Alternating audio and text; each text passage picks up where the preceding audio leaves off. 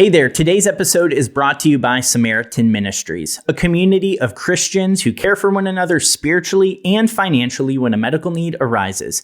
It's biblical, affordable healthcare sharing. You can learn more at samaritanministries.org/The Forgotten Podcast. Sharing the stories of the foster care community, this is The Forgotten Podcast.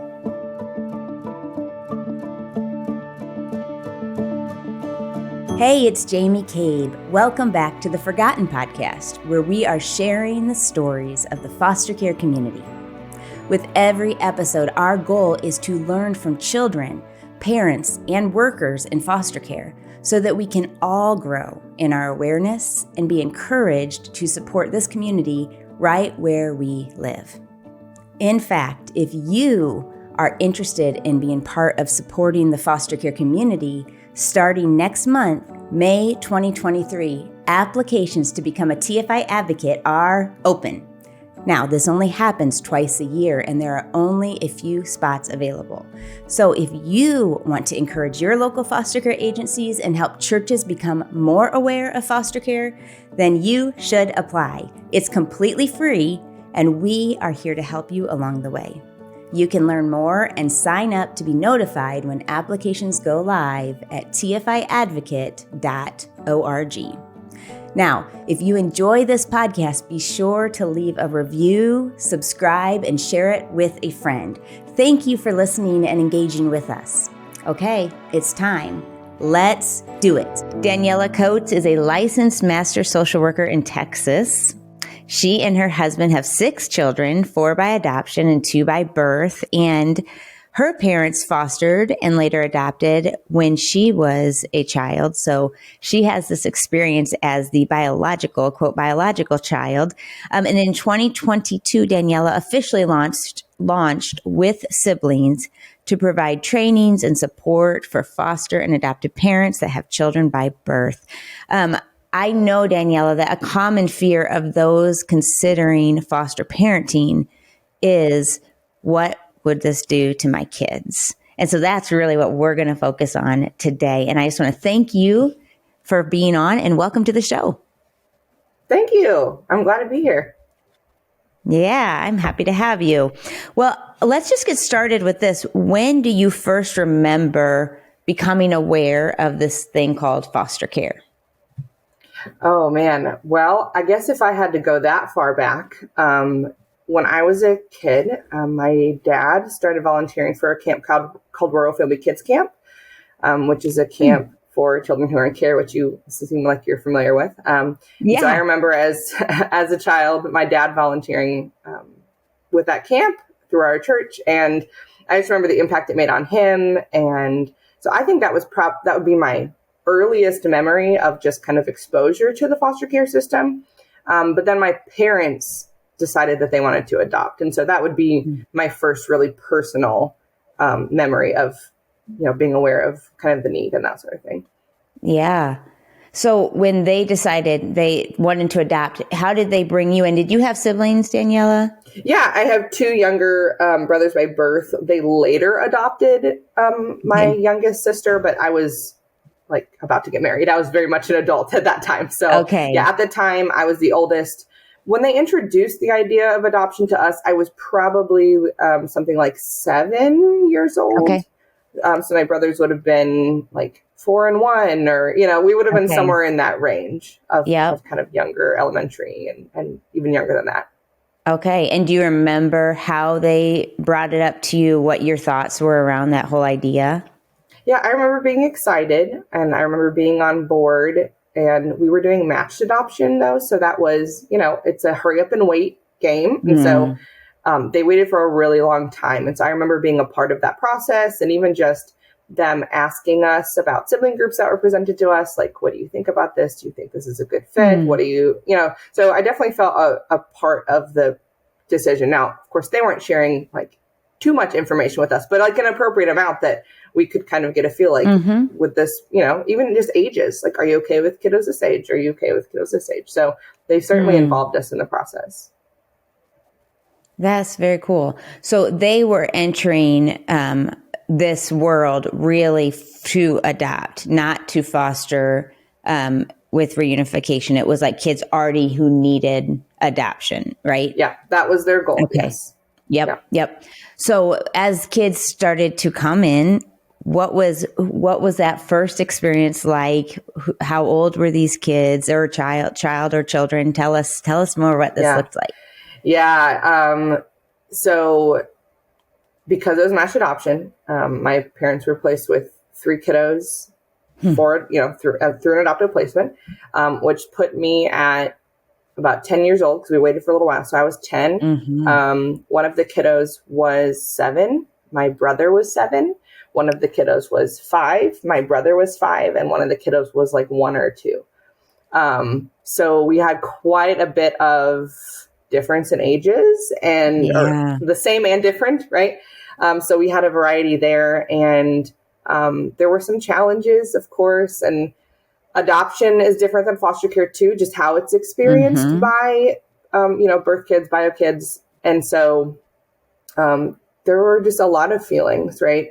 A lot of things like, oh, I didn't know it was going to be this way. And I think that was the same for my parents too, of just, oh, this is not exactly, some of these challenges weren't anticipated. So that's it was a very challenging situation. And my parents, based on what I told you at the beginning, they didn't adopt those 3 kids because they only adopted my sister when I was an adult. And so unfortunately that did end in an adoption disruption. Now, they had not been adopted, so it was not like a dissolution, but unfortunately the adoptive placement didn't move to being an adoption. And for a variety of reasons, right? I'm not looking to blame anyone, right? Because it was just kind of like a really unfortunate tragedy that happened, and everyone was affected by it. I was, my parents were, there were no winners, in that. Yes.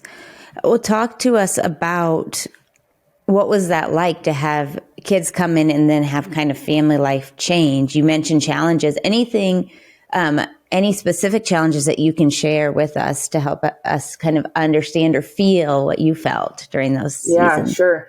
So I don't remember a lot of specific situations. My dad remembers specifics. I more remember the underlying feelings, that I had, kind of like some resentment, some, maybe regret would be a word that would fit too. Again, I'm 10 and 11 as well. So like filter through the eyes of a child who didn't anticipate some of these things either. So, but as far as I know, some of the things my dad can kind of recall happening is, like we used to wave to him out the window every day when he'd go to work, and we stopped doing that because everybody would then go do it, and it didn't feel the same anymore.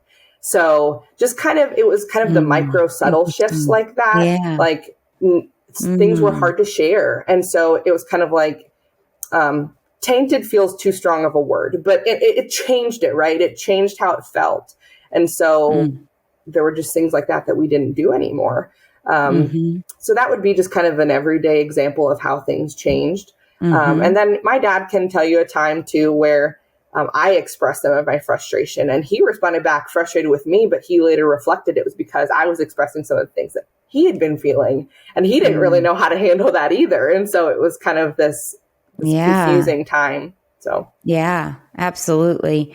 I think it's important to hear like some of those, you had those feelings of resentment, you had those feelings. Do you remember and regret, you took some ownership, it sounds like, of, you were part of this process of bringing these kids in a lot of ways, right? They had shared that with you. It was kind of like the family, everyone was on board.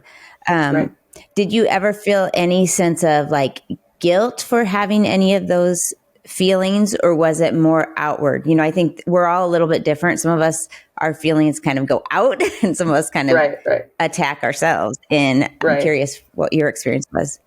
Oh, I'm definitely an internal processor, or rather, I typically don't blame outward. I'll blame inward, if I'm going to do that. So I've also kind of consider myself a rule follower, and I always want to do what's right. And so there was definitely a lot of shame, a lot of guilt. And that was kind of compounded too by if there were close friends that I would express having a hard time to. I can remember, again, I don't remember exactly what they said, but I can remember who it was. I can remember feeling like they did not understand me, and like they were kind of judging my response, like it was an inappropriate or unkind response. And so that just kind of fueled the guilt and the shame, and I shouldn't be feeling this way. I shouldn't, so yeah, I can remember those things. Yeah.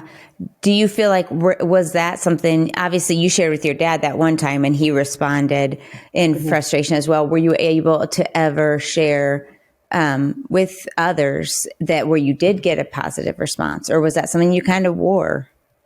I would say no. I would say that there were not those people that really understood, because you also have to remember this was over 20 years ago, like things have changed since then, even just people's understanding.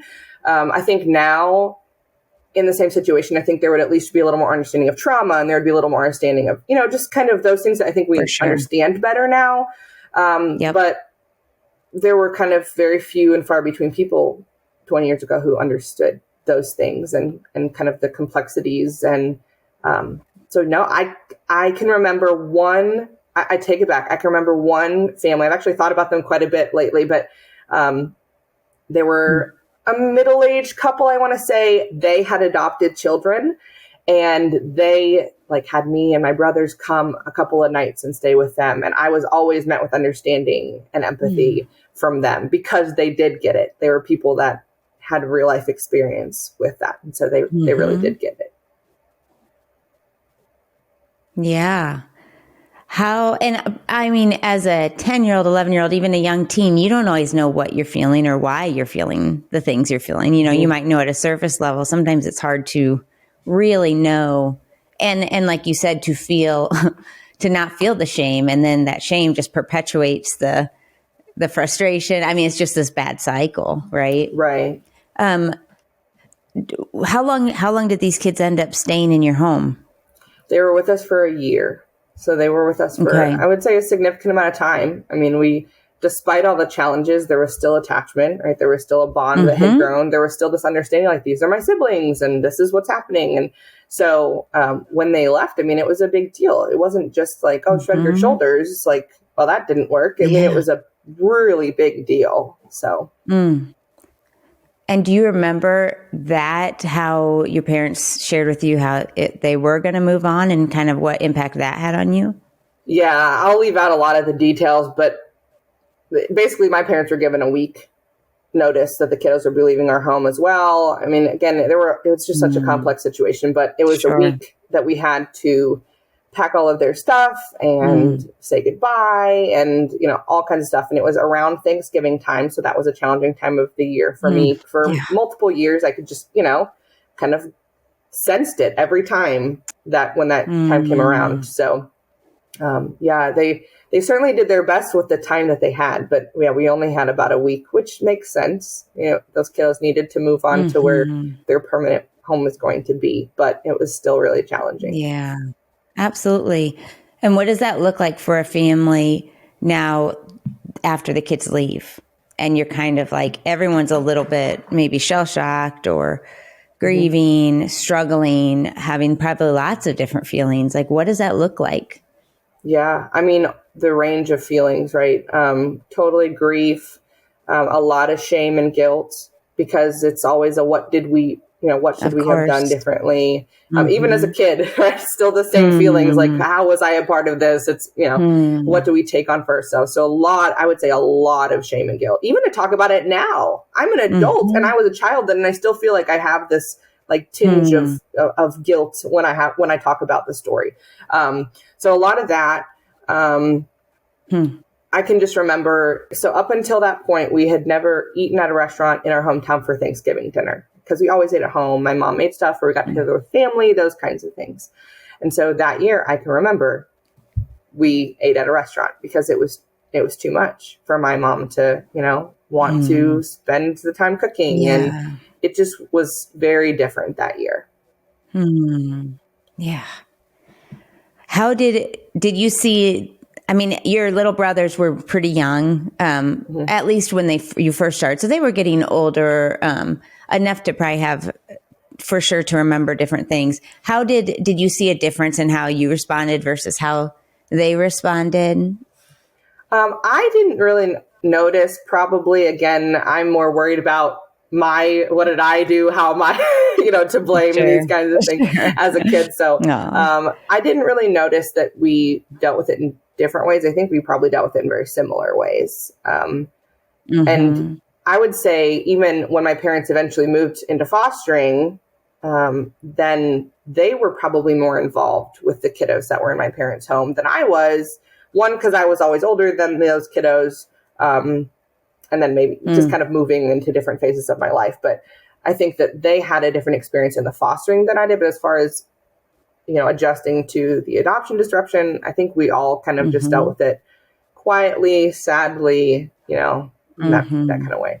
Yeah, absolutely. So how did you move into becoming foster parents? Let's go on to that. Yeah. So again, my parents have had this heart to help, right? My dad volunteered for Royal Family. And, so there's kind of this, okay, what can we do? And so they thought, well, we already have our license. We already have, this ability to do this. So why don't we go ahead and we'll just go ahead and foster. And that eliminated a lot of the challenges that we had as a family in the adoptive placement. And a lot of the feelings and those sorts of things. So they fostered sibling groups. So we had either 2 to 3 kids usually placed with us at a time. They happened to have long-term placements quite a few times. Some placements were, I remember the first foster placement that they had was 18 months long. So those kids were in our home for a long time. Wow. And they had a couple of shorter placements, but they always had sibling groups. And so when you look at kind of how many kiddos they had in their home, it's not a big number. Some people, they've been fostering for a year and, we've had 20 kids in our home or some kind of crazy number like that. And so for my parents, it really wasn't the case because when kiddos came to stay with our family, they stayed for quite a bit of time. So how was that then to go from an experience excuse me. You're fine. How was that to go from an experience where you knew kids were the goal was that they would stay forever, to now you're going to this experience where the goal was that they were going to go home? Do you remember how your parents kind of set you guys up for that? Yeah, again, because our first experience was just completely different than adoption and forever. It's completely different than temporary providing a home for a child while they are, waiting to go back to their parents or whatever the situation might be. And so I remember it feeling lighter for us of just the weightiness of forever can feel like a lot as a child, and it can feel scary as a child, right? Big changes and stuff when it has a forever label. And so I think that even just, it's kind of on the hard days, it was still just a hard day. It wasn't forever. And so I think that as a child, that helps just even to frame it of if there were challenges, it wasn't something that couldn't be overcome. And it also wasn't going to be forever anyway. So, yeah. And when you brought in kids, did your parents stay within birth order? I was always the oldest, which I was always the oldest from the beginning, even the first kiddos that came to live with us. My next brother, I want to say that I just talked to my mom about this the other day, but I can't remember what she said. Either there was one time where my next brother under me was, younger than a kiddo that came to live with us, or he was also always older. But my youngest brother was always in the mix of whatever those ages might have been. Hey, a quick word from our sponsor, Samaritan Ministries. God's love is steadfast and true. He cares for us and He calls us to care for one another. And Samaritan Ministries connects hundreds of thousands of Christians across the nation who come together through prayer, encouragement, and financial support when a medical need arises. It's not insurance, and there are no networks, so you get to choose the healthcare providers and treatments that best meet your family's needs. Your medical bills are sent to Samaritan Ministries, and then they notify fellow members to pray for you and send money directly to you to help pay those bills. When the body of Christ comes together to pray, encourage, and provide for one another, burdens are lifted and God is glorified. This applies to all areas of life, including healthcare. You can learn more at SamaritanMinistries.org/The Forgotten Podcast, and we want to say a very special thank you to Samaritan Ministries for sponsoring today's episode. Now, back to the show. So, as you think about, we talked through some of the hard feelings in the pre-adoptive placement. And this time you said wasn't quite as hard because of the experience you had had before. So you had this new perspective. What were some of the positive things that you experienced as being a foster sibling? Sure, absolutely. And I can even say positives of being a potentially adoptive sibling. It was a really painful experience, but it was, for one, it led my parents to fostering. It was a very sad and unfortunate circumstance, but it shaped my life. It's kind of one of those things where how do I can wish something didn't happen, and I can acknowledge that without it, my life wouldn't even look anything like it did. It's crazy, isn't it? But I can remember owning that big sister role of I am going to care for you and I'm going to take care of you. I'm going to, attach to you and nurture you. And I can remember, especially even the first kiddos that lived with us, I can remember waking up. I had my own room, waking up, and the youngest was sleeping on the floor next to my bed on my throw pillows and my extra blankets, because we had that attachment, we had that bond, and she liked to be close to me and I liked to be close to her. So there was this, there was this love and affection and desire to really get to know them and be with them as their sibling.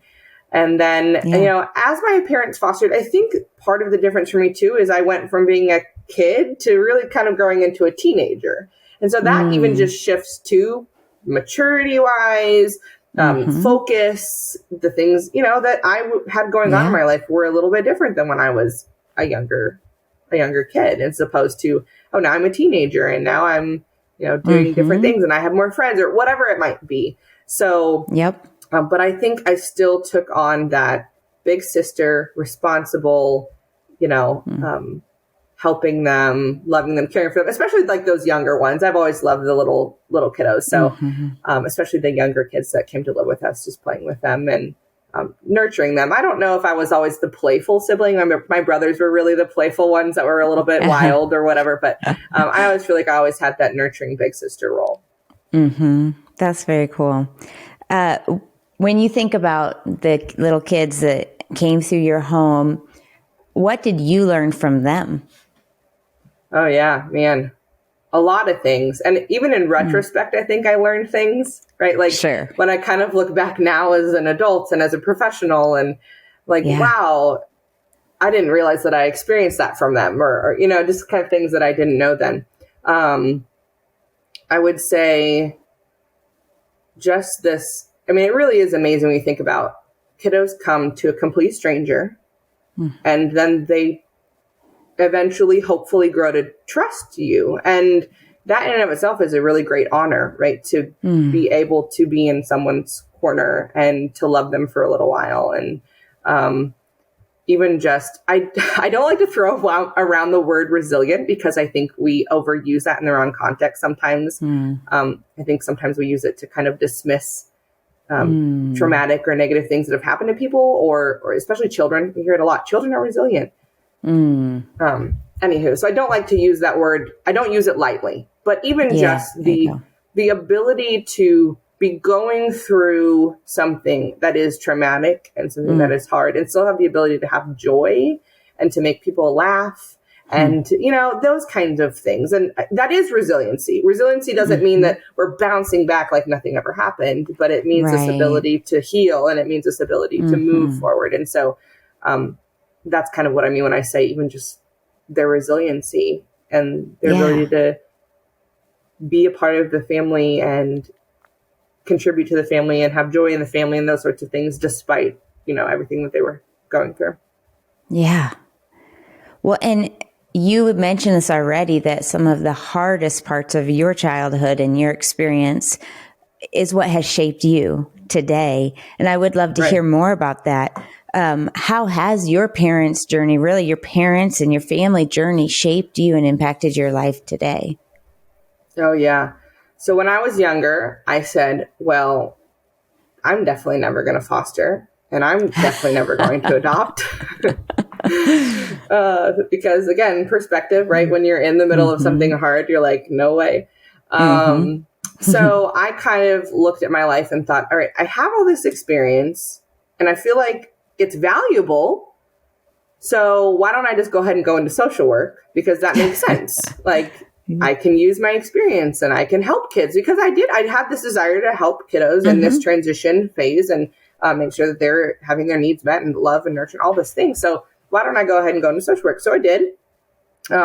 I worked for a foster care and adoption agency for a few years. I was licensing parents, recruiting parents, training parents, those kinds of things. I actually attended a training to start kind of I morphed it to be what I needed it to be, but I started a support group through that agency for the birth kids of foster and adoptive families. It's not still going because it was something that I owned and I took on, but it was something that I felt like I could do then. And then I, pursued my master's, and then it's just kind of morphed and evolved, from there to eventually deciding, at the end of last year, like, okay, why don't I go ahead and, do a little bit more with helping these kids and helping these families so that there is more support out there and there are more resources out there and that someone's at least talking about it. And there's this awareness because again, when I was younger, especially in that first placement, nobody understood and nobody knew and nobody got it. And so I a lot of that still exists, especially from the perspective of birth children. People just don't always think about it because they're not the kiddos who have experienced, generally speaking, they haven't experienced the trauma and they haven't experienced change in the same way as kiddos who are placed in foster care. And so they're just forgotten. And if we're even thinking macro social work, higher level, there's not funding to help bio kids. There's not funding to help birth kids. So why would there be a focus for them when nobody's paying to make a focus for them? So that's a short, abbreviated version of kind of how that got me to where I am. Yeah. And it's a support and training. Is it a 501c3? Is it, tell us more about that. It's called With Siblings, which I think is a very cool name. Thank you. No, it's an LLC. It's technically With Consulting LLC and then DBA With Siblings. And so I've kind of, again, have these focuses for this. So one, I want to equip parents and professionals with information and resources and like how they can support birth kids on the journey and even just like things to watch out for and, that kind of thing. So that's where really my trainings go. I have 3 trainings. One focuses on grief and loss, which is again, a component that we don't always think about for birth kids. But we don't talk about, but parents are very aware of it. Parents wonder what's going to happen with my bio kids. Are they going to be okay? Are they going to be able to recover from this? Those sorts of things. So parents want to know. I have like a general kind of supporting your biological child training that talks about just the different roles that bio kids play. Because again, who's telling parents? Who's talking about what the experiences might be like? And then just giving kind of some tangible areas of support there. And then I have one for agencies because I think it's really important if we're going to help bio kids that we need to do that from the system too. And so that doesn't mean that CPS or DFPS or whatever it is in each state, it doesn't mean that they're necessarily going to be the ones being trained, that they're all going, but I would just love to see in all my wildest dreams that there's this holistic care of foster families, because I think we're getting better at caring for parents. And I think we are getting better at caring for families, but I would love to see some individual care specifically for bio kids. So that's kind of one piece of my kind of overarching goal. And then the other piece is just to bring awareness so people know, and it's just part of a conversation. And so it sparks conversation too. Right. Because it's in some ways, I wish it wasn't this way, but it often is. If it hasn't happened to us, we don't often think about it.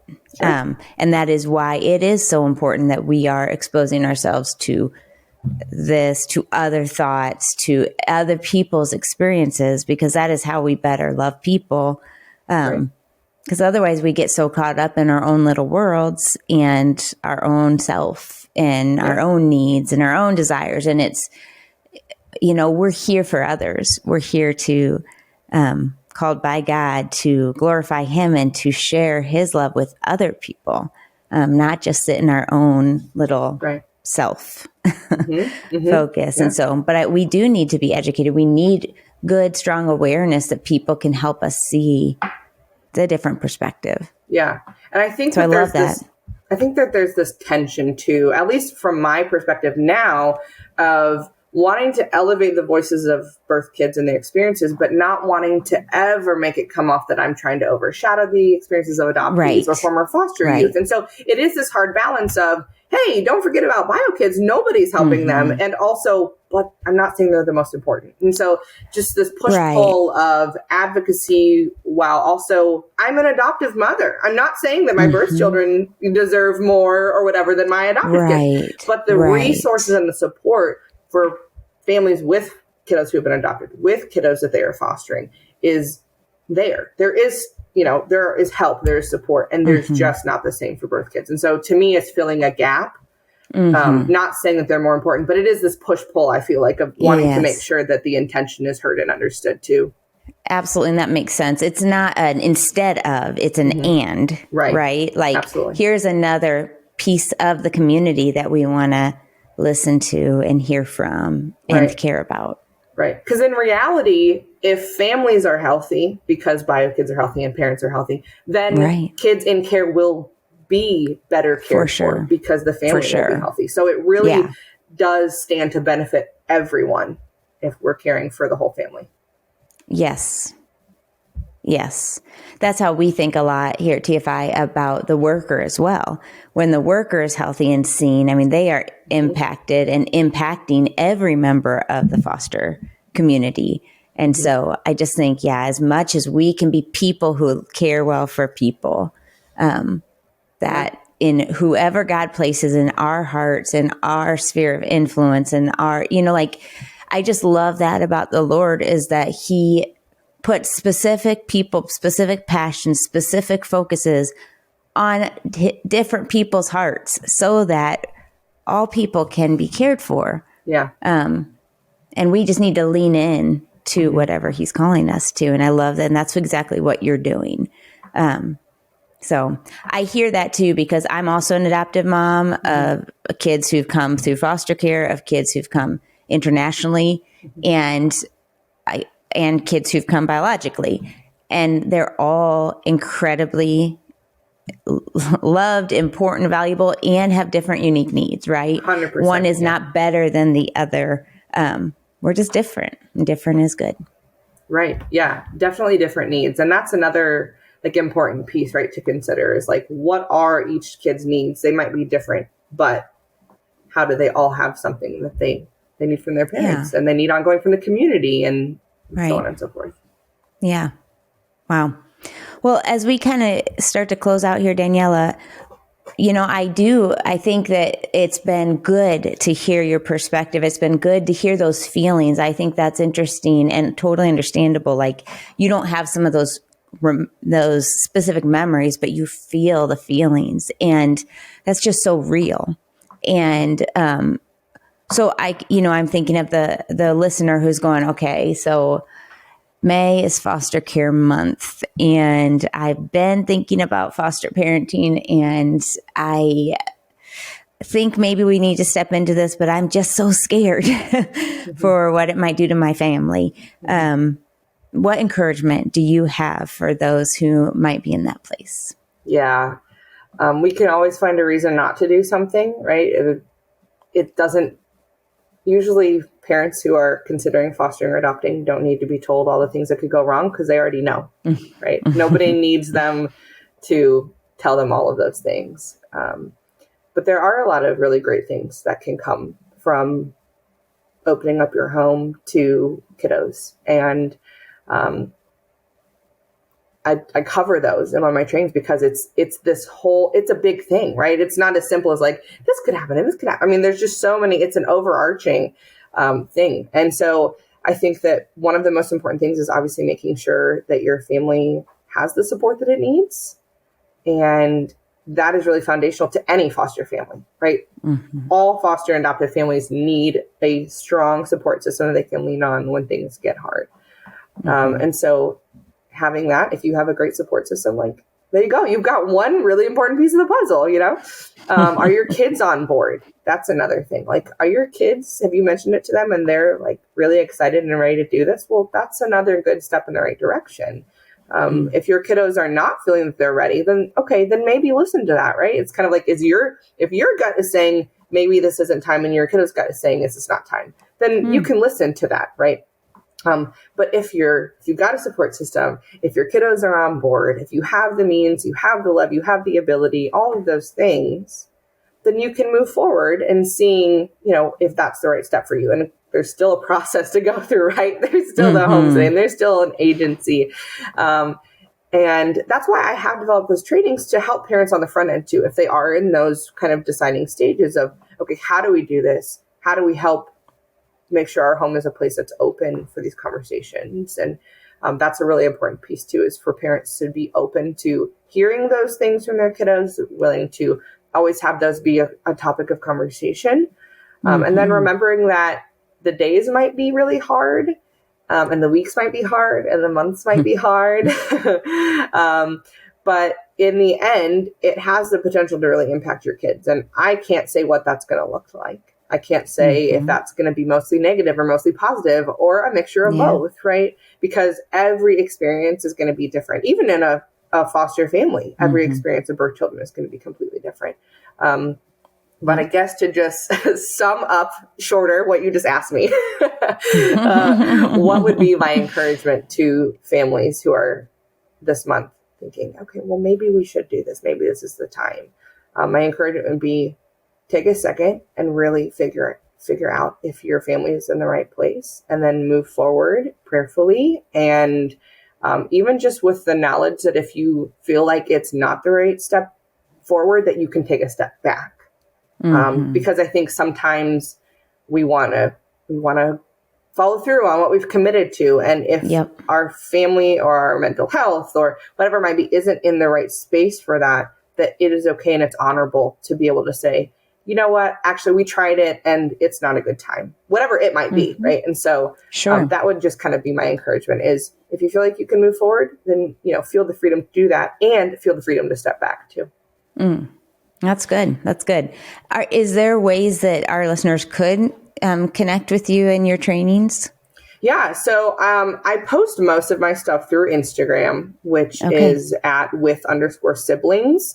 But I through there then have like a link tree where I connect to those, you know, those upcoming trainings. I don't host them personally very often, again, because I prefer to host them through agencies, because that way agencies take on kind of that hosting role and they really own that.